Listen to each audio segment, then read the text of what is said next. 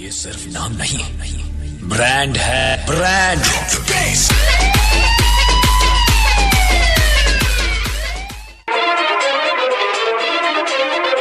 అన్నా జర డీజే పాటలు పెట్టవా?